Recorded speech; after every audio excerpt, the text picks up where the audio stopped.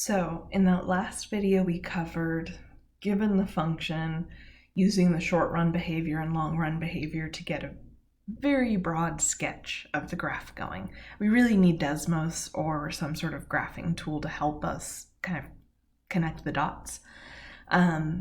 Here what we're going to do is go in reverse. What if we have the graph? How can we find that rational function? So we have some steps that I lined up here. So first thing, we're going to look at the zeros of the graph. Then we're going to look at the vertical asymptotes.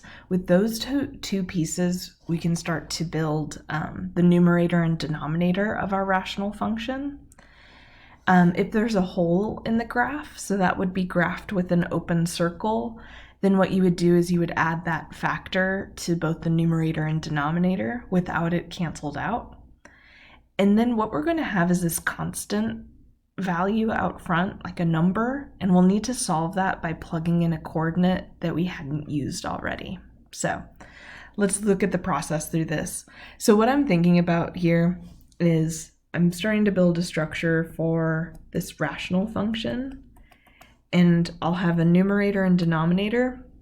And before I fill in anything for the numerator and denominator, there's going to be this constant, which I'll just call A, that we'll need to solve for.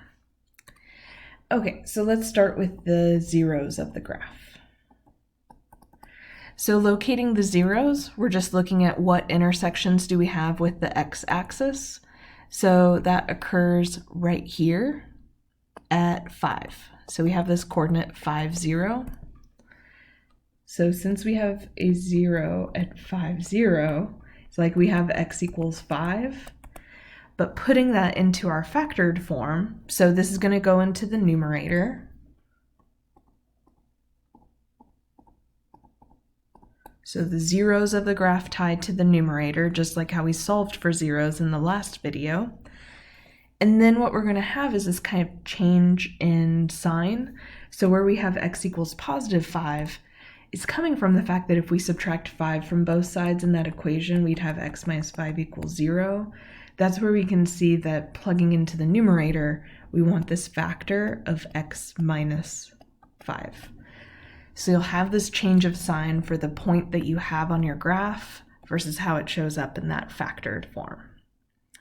So that's how we use the zeros. Find all of the possible zeros, and then think about that changed sign. You have your factored form for the numerator.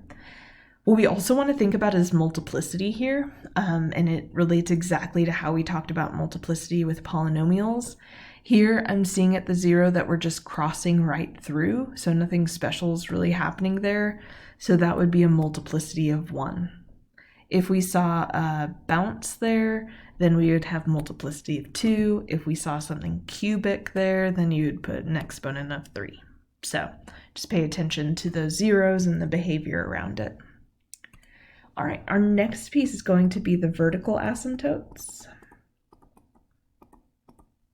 In this case, we just have 1.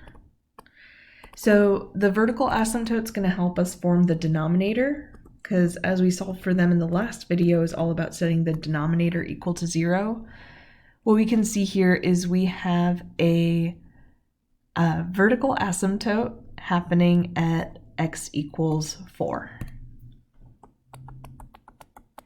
And same as up above, what I'm going to do is switch it around so that it's showing up as x minus 4 equals 0. So our vertical asymptote will be this factored value, x minus 4. So what we could do is to check that we have the multiplicity correct for the denominator.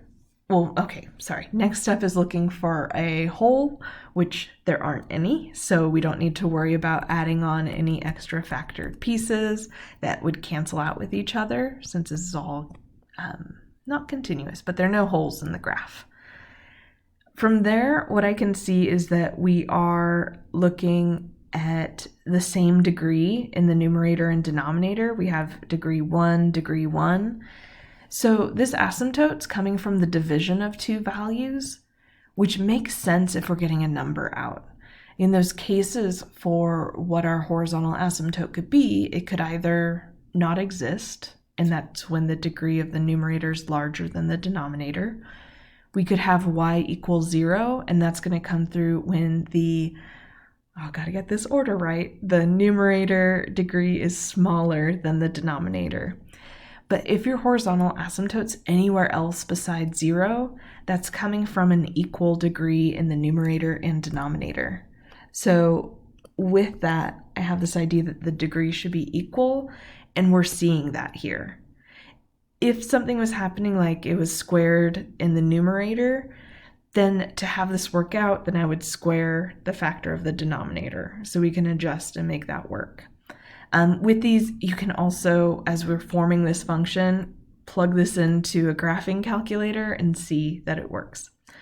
Before we can do that, though, we need to solve for what this constant out front is going to be. And in this case, that horizontal asymptote is going to be a big clue for what we should be finding. But let's go ahead and solve for that constant. So what we're going to use is that coordinate 3, 6. So what I'm going to do is plug that into the form that we have going there. So we have this output of 6 is equal to some unknown, and then x minus 5, which we're going to have 3 minus 5, over, and x minus 4, so 3 minus 4. So we're going to have 6 equals a times, so 3 minus 5 is a negative 2, over 3 minus 4, which is negative 1. So what we're ending up with is 6 equals, so negative 2 divided by negative 1 is positive 2, divided by 2, and there's that value of 3. So our function is going to be 3 times x minus 5 over x minus 4. And we can just leave that in its factored form. So our horizontal asymptote checks out because if we did multiply this out, I know I just said I was going to leave that in the factored form, but if we did multiply it out, and we can really see that leading term of the numerator and denominator, so by having those same degrees, what we do is divide the numerical coefficient, so we'd have 3 divided by 1, and that's where we're getting that horizontal asymptote at 3. So that checks out. All right, one more example with these. So we're going to have some vertical asymptotes to deal with. We're going to have this 1, 0. No holes in this graph, so we won't need to worry about that. And then we have this horizontal asymptote coming through, and because that's not 0 and it exists, I'm going to keep in mind that the degrees of the numerator and denominator should be equal to each other. All right, let's start with the zeros.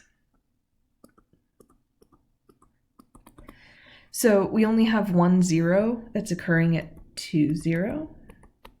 So we have this x equals 2. So in factored form, that's going to show up as x minus 2 equals 0. And what I'm going to make a note of is at that 0, we're seeing that bounce. So this is going to have a multiplicity of 2. It's an even multiplicity, but we can start with 2 and then go from there and if we need to adjust. So if I'm setting up, we'll start it over here. Setting up my rational function, I'm going to have some numerator and denominator. We're going to have some constant multiplying on.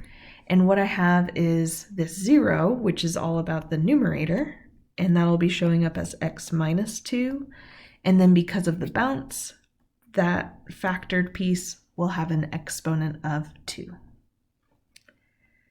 All right, our next piece is the vertical asymptotes. So we're seeing 2 of these. One is happening at x equals positive 1, and the other is x equals positive 3. So that's going to show up as x minus 1 equals 0 and x minus 3 equals 0. So in a factored form, so this is all about the denominator. So we're going to have an x minus 1, x minus 3.